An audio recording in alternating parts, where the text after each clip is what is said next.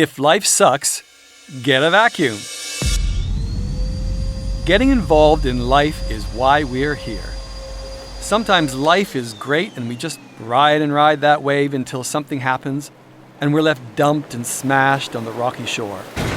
A lot of the time, it's just kind of a mindless routine that plods relentlessly from A to B, and we switch off and do whatever we need to do to numb ourselves.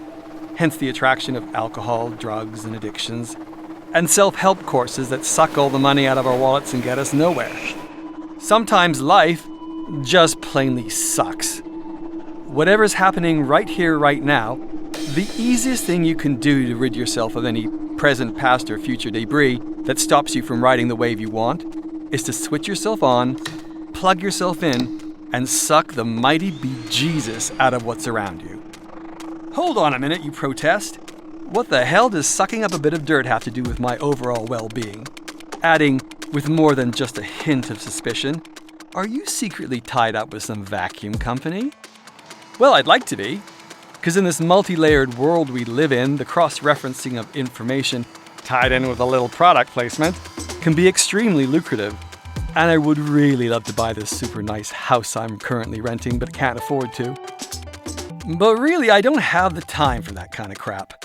I'm simply advocating shifting our lives using simple tools that do the trick through intent and understanding. It's a much easier way of getting to the Godhead and getting the lives we want than attending an endless series of seminars that leave us feeling like gullible wankers or essentially flawed beings who just can't seem to get there. Sometimes a vacuum cleaner, sucking at the right spot for the right reason, not only makes your place look a hell of a lot better, but when you have the knowledge of what it's really doing, that vacuum act contains the same cosmic whammy as the maker in you having several sessions of canasta together, and you winning.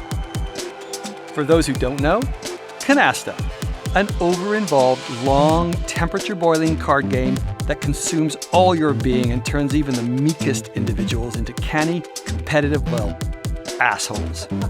So renowned is this game for bringing out the worst in people, it was actually named as the cause for quite a few divorces back when you actually did have to have a cause for divorce.